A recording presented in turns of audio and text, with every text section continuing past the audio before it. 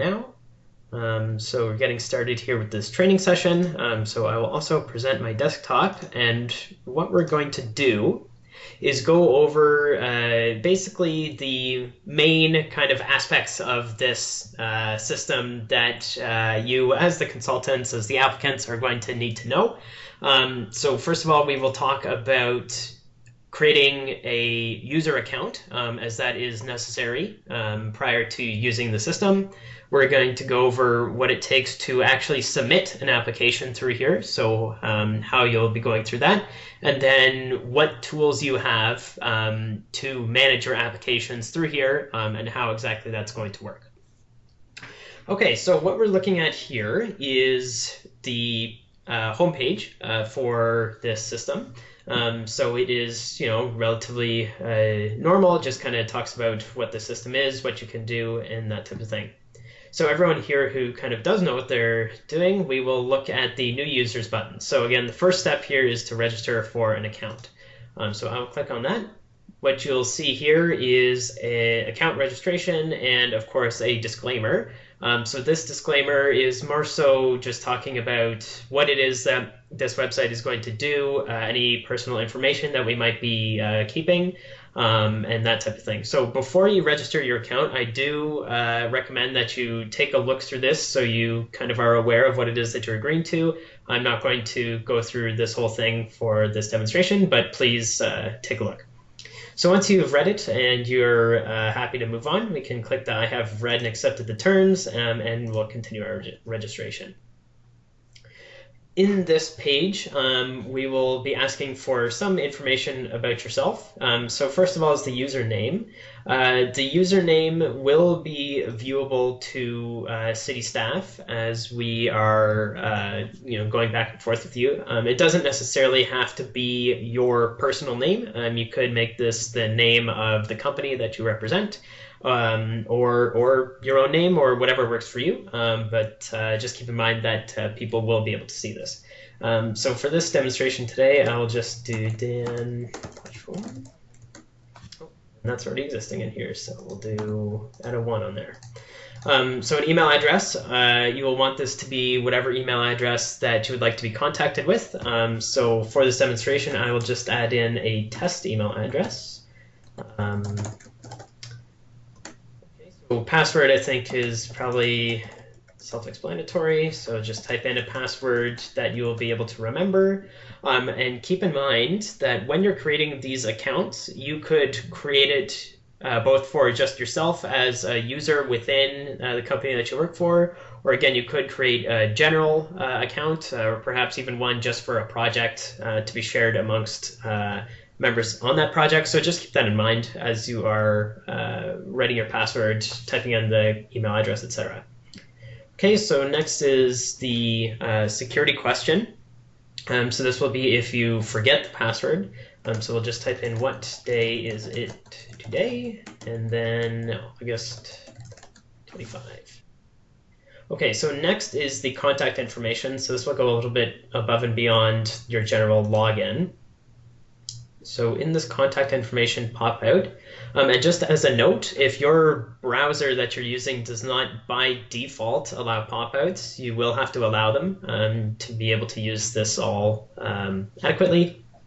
So in here, again, just your regular contact information. So I will type this in.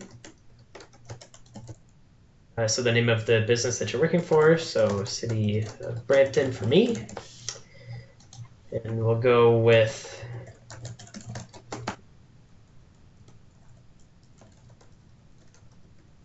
I would recommend doing the address for your company, as that would obviously make sense for your mailing address. Ontario. So you have the option of adding in 3 different phone numbers here. So again, this could be if you would like to have multiple people using the same account. All that's required is the primary phone number. So I'll type mine in.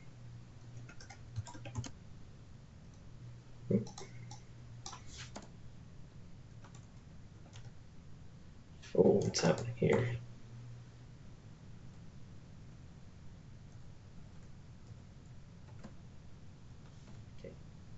And again, so I'll add in the same email address as below.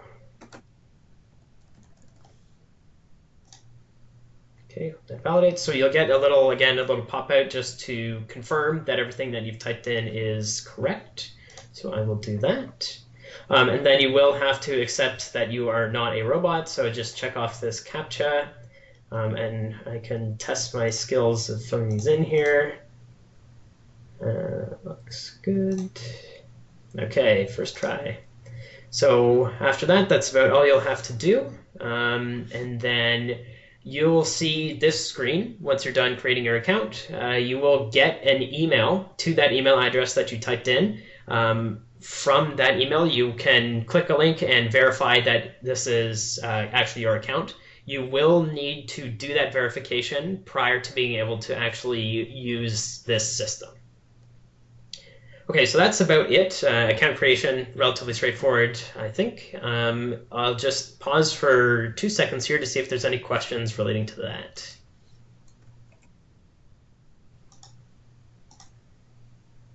Okay, seeing none, we will move on to what to do when you have your account and you'd like to submit an application. So that's the first thing we'll go over.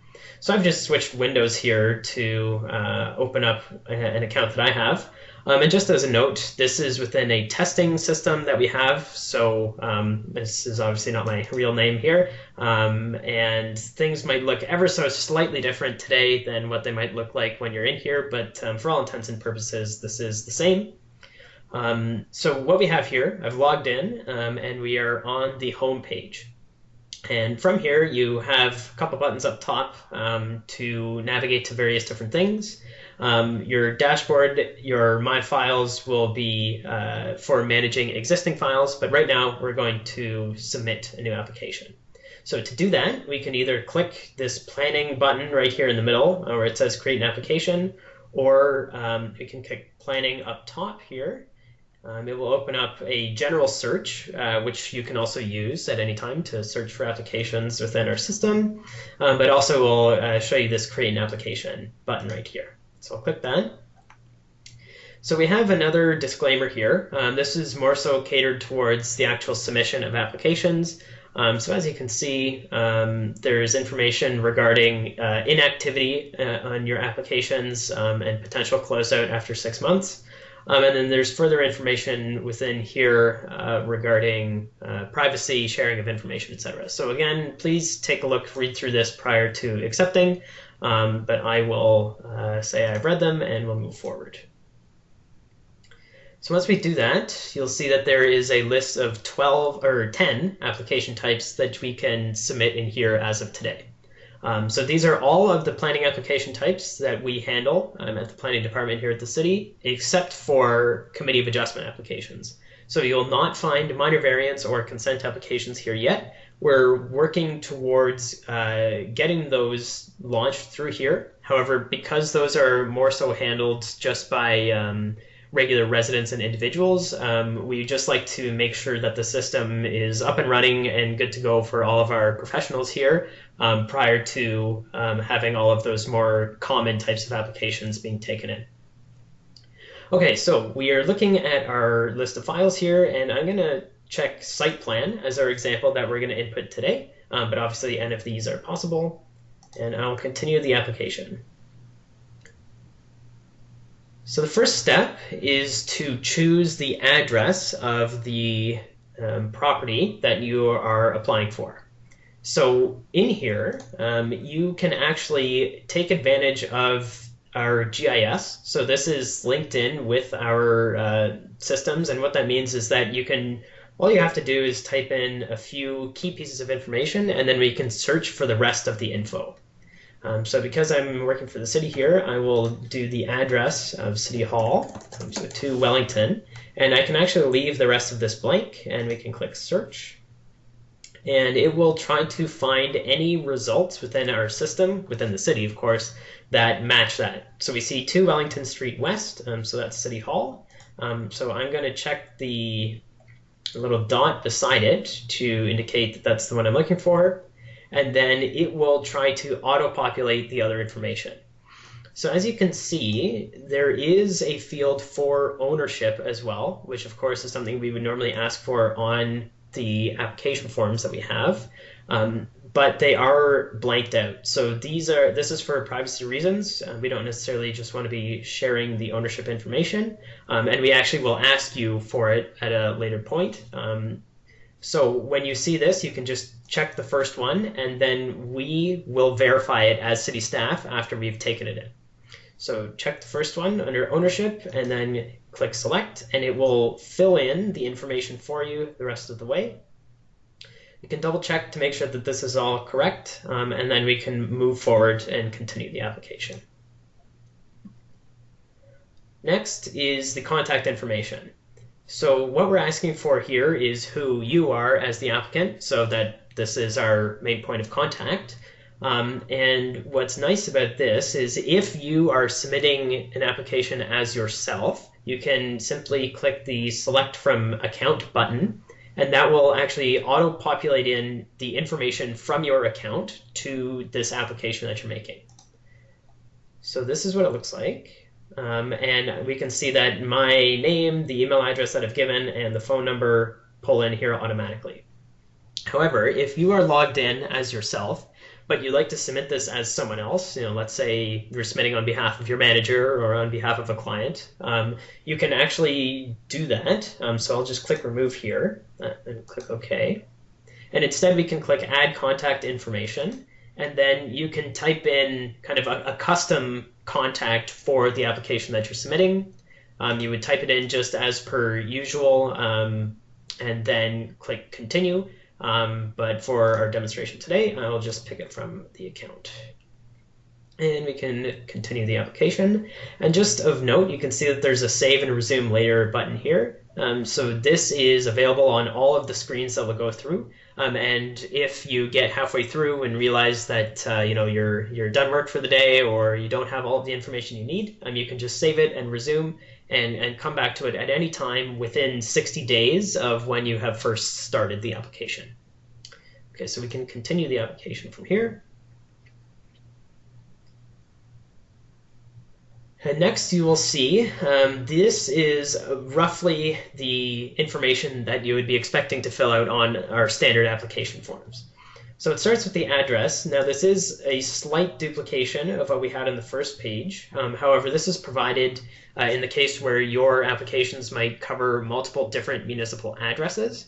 And if that's the case, we would ask that you list out all of them up to 6, and then if it's more than 6, you would just type in a description as is written up here. But even if you do have one, you do have to fill them in. So for our demonstration here, I will type in 2 Wellington Street West, and I'll do 41 George Street. So we'll say that this is a site plan application across these 2 city-owned parcels, and both addresses are here, so they're both typed into the field. Under the project description, pretty standard, so just a nice description of what it is that you're doing. So we will say that this is an addition to the first story. And then from there, we'll just go through and fill out the rest of the information. This will be different, obviously, for every different application type, as there's different relevant information. So I'll just go through this here for the site plan. So the owner name, so this is what you would know to be the owner, and then we will double check what you've typed in here compared to what we have in the system, just to make sure that everything is all appropriate.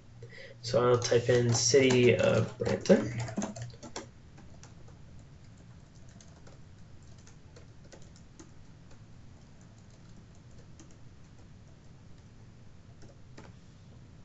So the phone number, so the contact information for the owner is also required, so 5.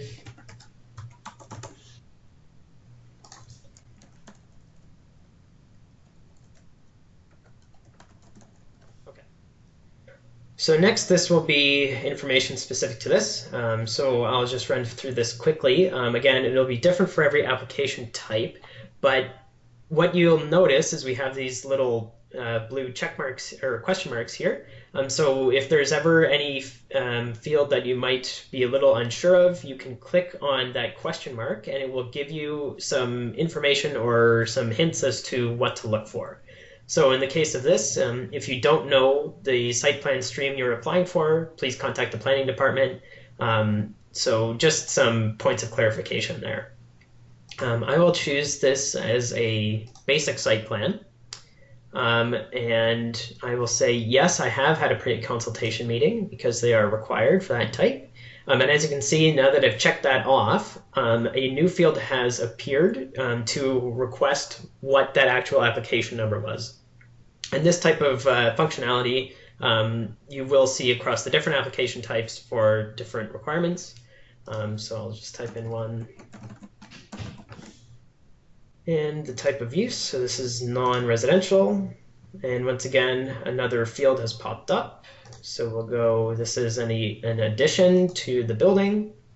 And the gross site area, I will add this in as 0.4. I'm not exactly sure what it is. However, you can see that we have the requested unit listed beside both the label of the field and the field that you have to fill in. So please do fill that in according to the units that we're requesting here. Okay, next, site information. So I don't know the exact numbers off the top of my head, so I'll just type in some numbers here. 80 and how about 100? And again, if you're looking for a clarification, let's say this is a corner lot, we can just check on the question mark here, and there will be a slight description of what to do within a dual frontage property. Okay, moving forward, we have our proposal information table here. So again, this is matching roughly what it is that we are asking for on the existing application forms. But what I'll point out here is when we have this type of request, you'll have to consider the numbers that you're typing in with respect to the project that you're working on, not necessarily the property before or after. So what do I mean by that? So building coverage, we'll start with that. So let's say City Hall has a building coverage of 40% today. And the addition that I want to add is going to add another 5% to bring it up to a total of 45% once it's done. So to fill that in, I will add just 5% onto the proposed because I'm adding an additional 5%. And then our total, which is auto-filled in by the system, comes up to 45. And then the rest of these fields are entered the same way.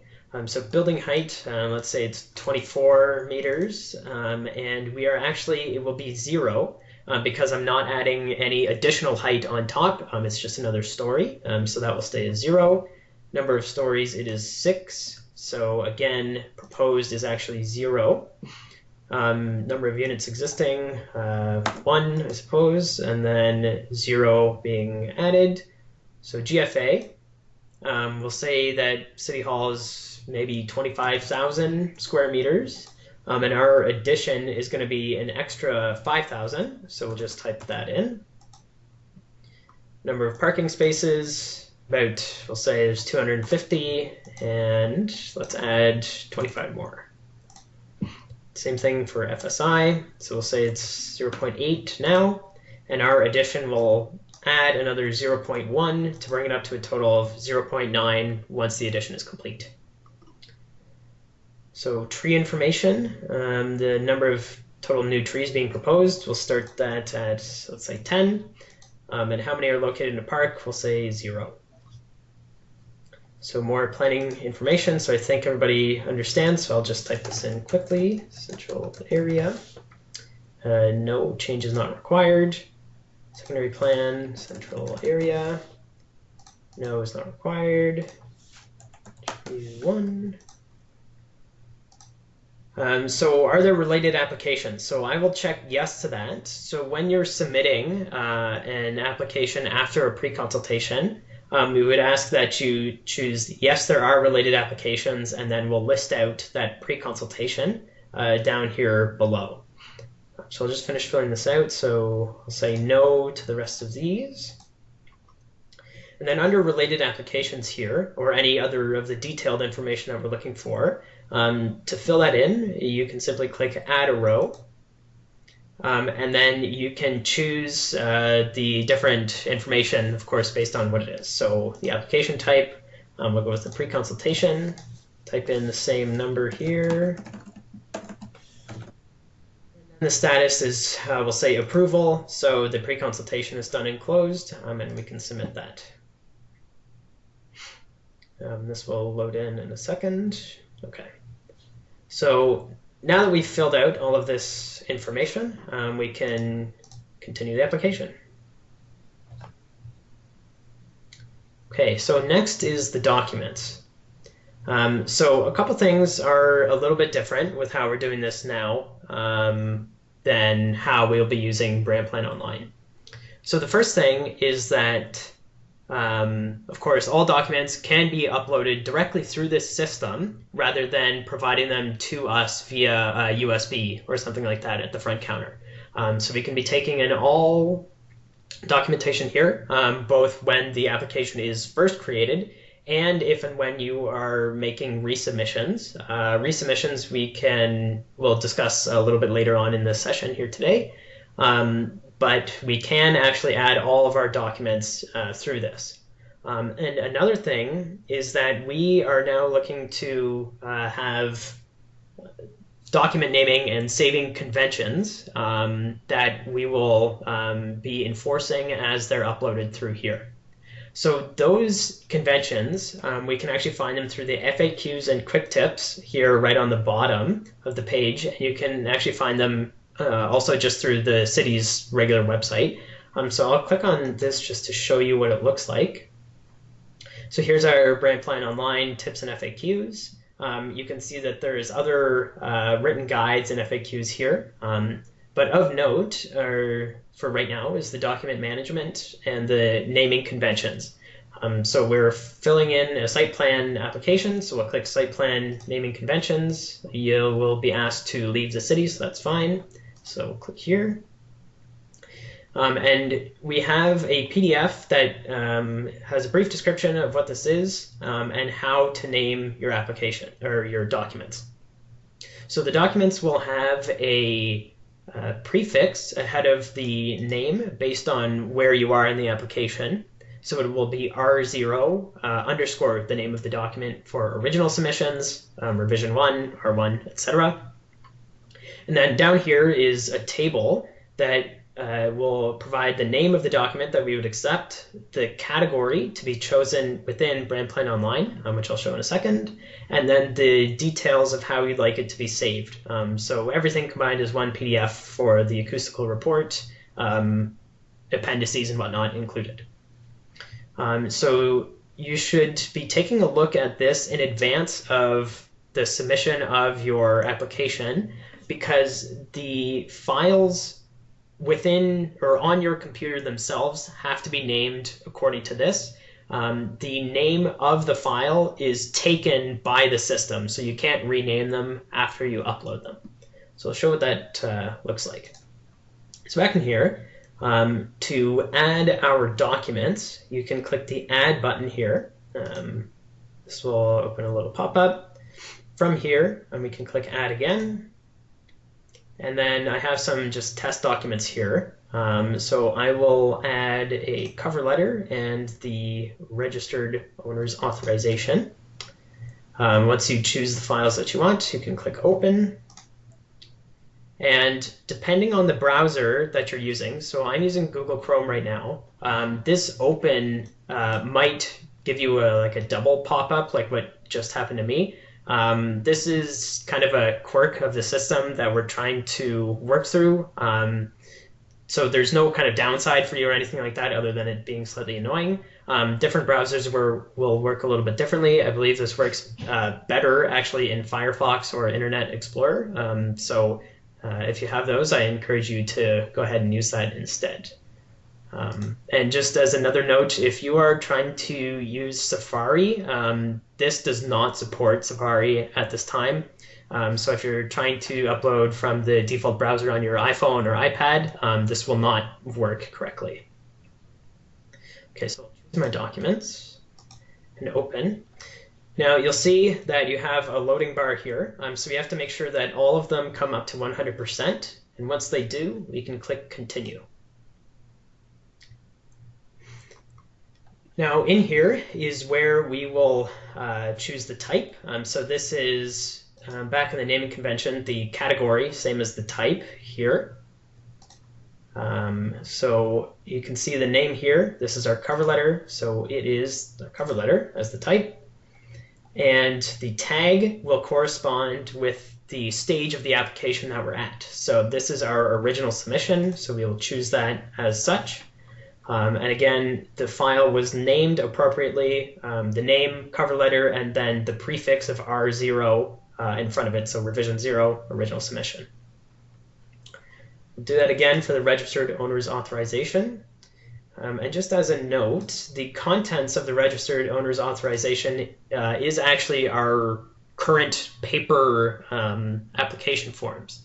So how you would do that is you would fill out the standard application form that we would have the owner sign off on it here, and then save that document as this registered owner's authorization, and then provide it in this manner.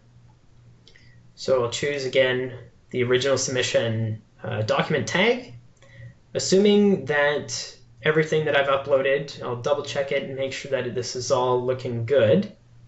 Assuming that this is good to go, we can click the Save button at the bottom. But just as a note, after you save the document here, you cannot remove it anymore. So the only way to remove a document if you choose the wrong one by accident is to use this Remove Document button here prior to saving. Once you have saved them, only city staff are able to delete those documents. So just make sure you do a double check here prior to saving them to ensure that everything has been provided correctly. And if you do make a mistake, that's not an issue. Make sure just to reach out to the planner on the file or to our general planning inbox, and we can help you out. So these look good to go for me. So I will click Save. We'll see the green check mark up at the top to confirm that everything has been uploaded correctly. And now that I am happy with that, we can continue the application. So what we see here is just a review screen. So this basically gives you an opportunity to double check your work, make sure that you've typed everything in correctly. Further down below, we have the documents, and we actually have a final disclaimer here. So this again is acknowledging that this is a public application under the Planning Act, that this information may be shared, and just for you to be aware of that. So I'll recommend once again that you please read through this prior to moving forward. So I will say that yes, I have. Check the box. It provides the date that you have certified that you've read this and understand. And then we can continue the application now that I am happy that all of my information is correct. So I'll click Continue Application. And once this loads for a second here, it will provide us with our file number. So we have our green check mark, so everything is good. And this is the file number that is assigned to your application, so SPA 2020-0020. And you will also receive an email confirmation stating that you have submitted the application, and it will provide you with your file number in there as well. And just as another note, within that email, there will be a link to a survey. And so we would ask that you please fill out that survey. We'll have it within those emails for the first probably month or so of using this system. Within that, we will be asking just some questions about your experience using the system, trying to ensure that everything is working adequately, and see if there's any additional changes that we would need. So now that I have submitted my application, I can simply click on the View Record Details.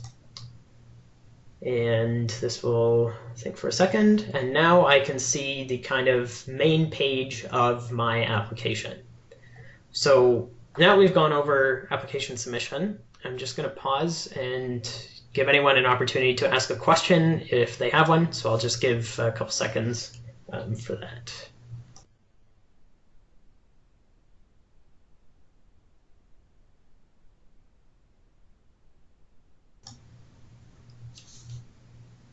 So Vanessa, I see that you're typing. I don't think anyone else is, so okay, we got it here. So what if you're submitting both an official plan amendment and zoning bylaw amendment? Is there an option to check both of these boxes? Okay, yes is the answer. So let me come back to here for a second. So you'll see that official plan amendment, zoning bylaw amendment, and draft plan of subdivision are actually all combined under the same application type. Once you get to the first screen on there, you will actually be able to choose which type of those that you'd like to do. You can also apply for a secondary plan amendment and block plan amendment. So of course those are subsets of the official plan. But all of those through here, through this application type. And yeah, so once you get in there, you can choose any of the combinations of those types of applications.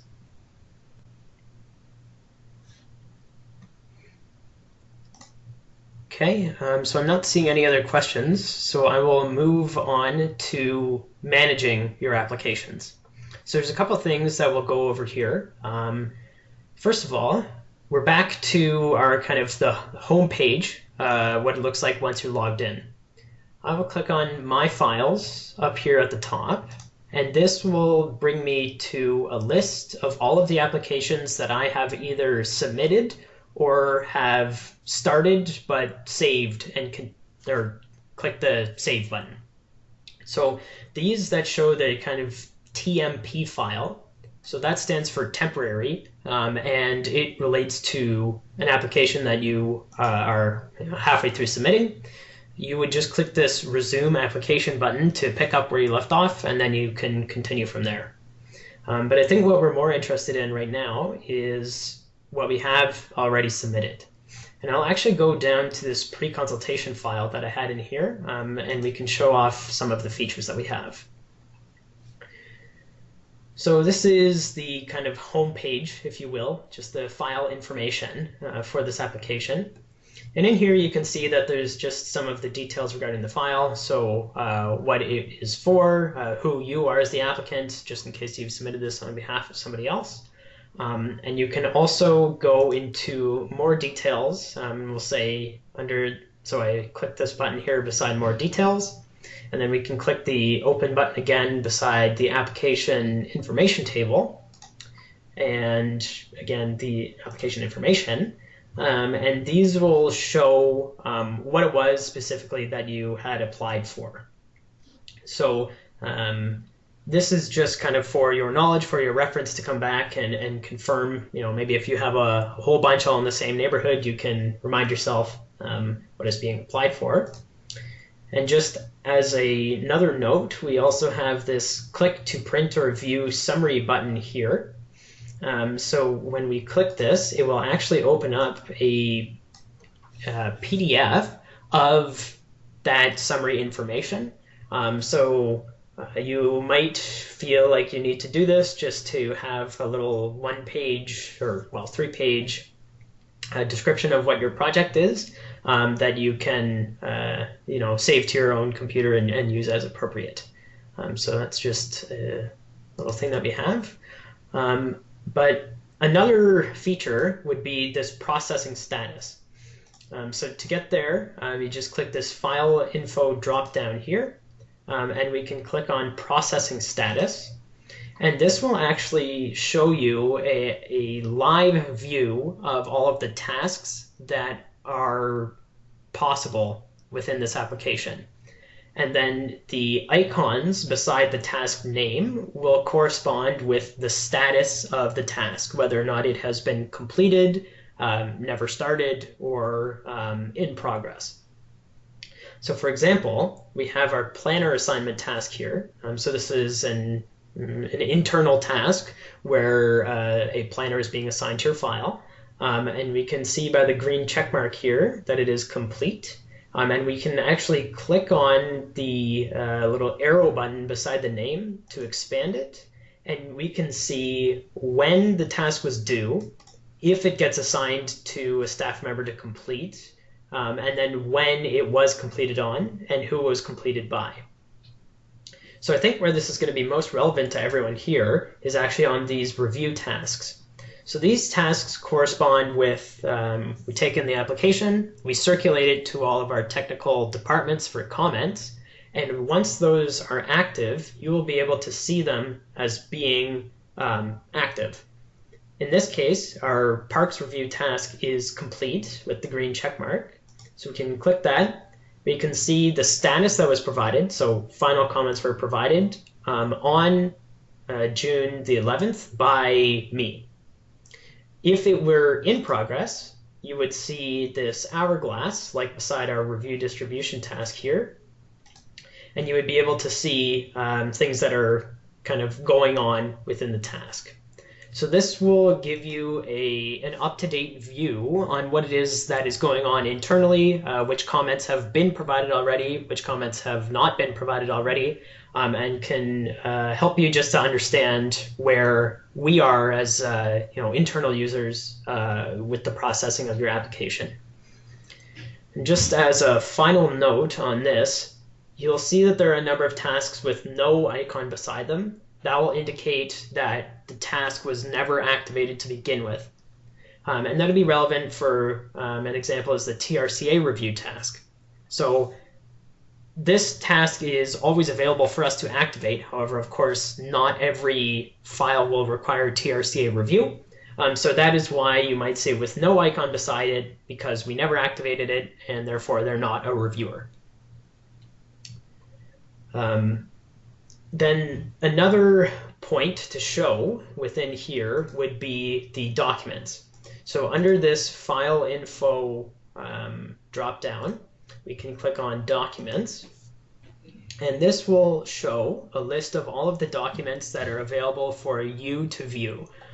So those will include any document that you have provided, so your submission, and will also show documents that the planners, our internal city planners, have uploaded here for you to look at. So for example, the comment reports that we prepare will be uploaded here. Any marked up drawings that we had to provide for you, those will all be provided here for you to come and look at and manage. And through this screen is actually where you would be able to make resubmissions on your files. So if we are ready to provide a resubmission, so revision 1, all that you would do would be log in, open up your file, click add, and then you will see the same document upload interface as we went over before in the file submission. And then you can provide all of the documents, your updated site plan, your cover letters, etc., through here.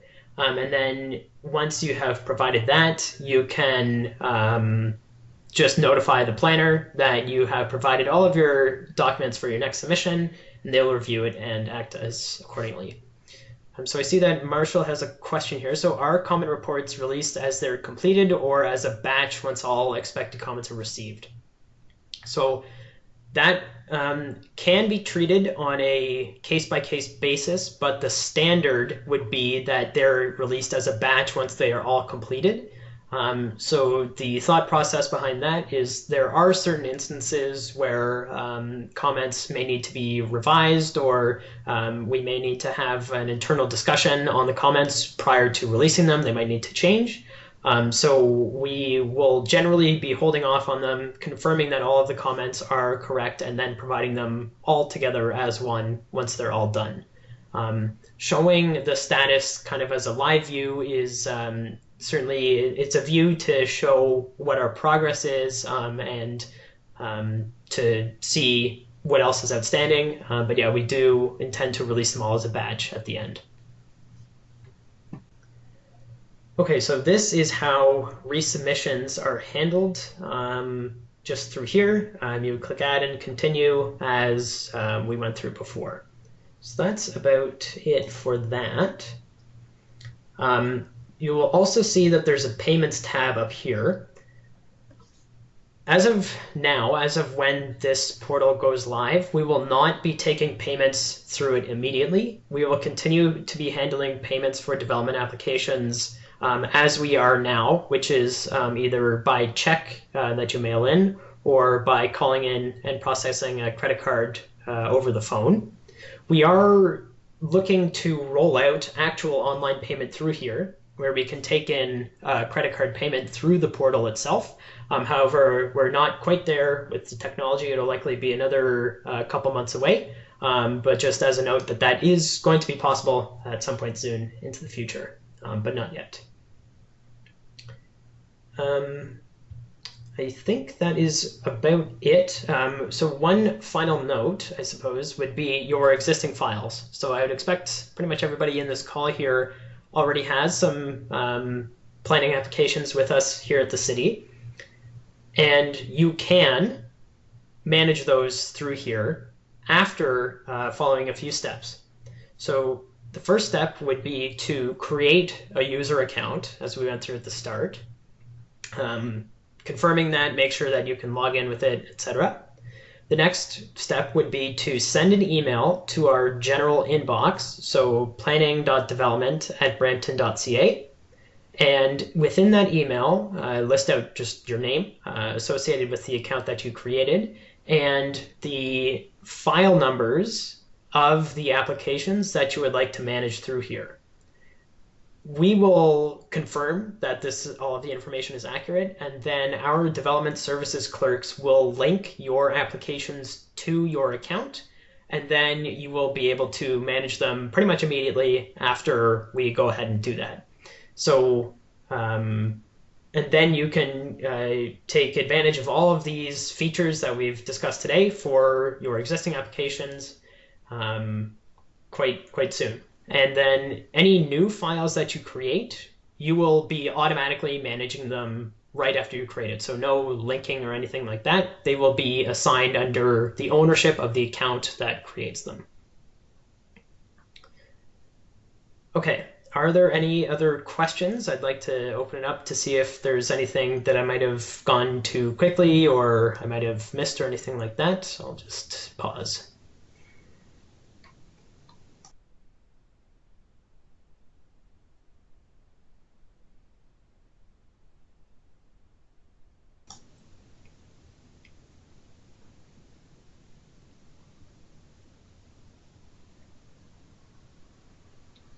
Okay, not seeing any questions. So as a final note then for the kind of release of this, if you will. Oh, okay, so we see a question. So how does timing of submissions or comments change given this online system? Not much.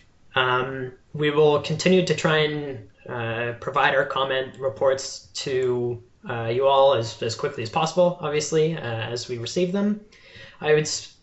The only difference, per se, would be that you don't need to schedule a submission appointment with planners anymore. So we would do our standard procedure, which would be you would provide us just with the information that you are intending to submit a new application. You'll email the planner the cover letter just to confirm that this next submission is what we're looking for. And then you would just go ahead and upload them to this system whenever you're ready, and then email the planner and say that they're there. And then our internal staff will come in and review all of the documents that you have provided to confirm that we have received them. So again, to just sum up, the only real change is that we don't need to be scheduling appointments to submit anymore. We can just do them on here at your leisure. So just that point that I was going to make. So the target is actually for this to launch tomorrow, August 26th. We are just going through a few final checks and balances on our end to make sure that everything is all proper and ready to go. When it is ready for people to be using, we will be sending out or Alan Parsons, who's the one who sent out the invitation for this originally, will be sending out an email with the link to this system in there. So when you receive that, please save that email, as you'll have to rely on that for the first couple weeks. And we'll just be relying on those of you who have received that to be using the system. and making sure that there's just no kind of hiccups with having a wider audience using it. After those couple weeks where we confirm everything is good to go, the link will then be posted on the City of Brampton website for everyone to be using, and it'll be a little bit easier to get it from there. But in the meantime, we just ask that you kind of bookmark that link and use what's provided. And of course, as you're using it in the first little bit, please, if you have any feedback at all, fill out that survey that we were looking for, but also just email anyone within the planning department that you might have contact with, and we'd like to take in any feedback. So I see we have a question. So is the general inbox the same address you'd email if you need assistance to delete a document at BramPlanOnline? Okay, so yes. So if you have an existing file that you have uploaded a document by accident, so let's say you're providing a second submission, you can just email the planner on your file. However, if you are creating a new application that you need to make a change on with respect to these documents or anything, then it would just be the general inbox, so planning.development@brampton.ca, which is just our normal inbox, and then they can take it as appropriate. You do also have the option of calling 311, and they can help out with certain items as well, or redirect you as appropriate.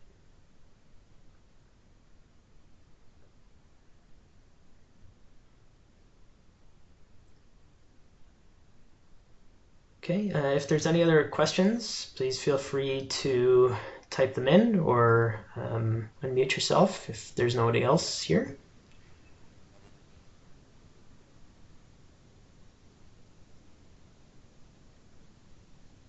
Okay, so I'm seeing none.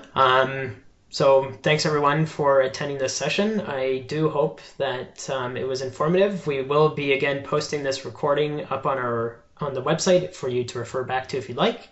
There's a number of written documentation or written documents there that you can refer to as well. And any other questions, please feel free to reach out. We're quite excited about the launch of this system and hope that it's going to be able to help you all out and help everyone out with making our processing more efficient. So thanks for joining. You can stick around and ask any other questions if you'd like, or feel free to drop off.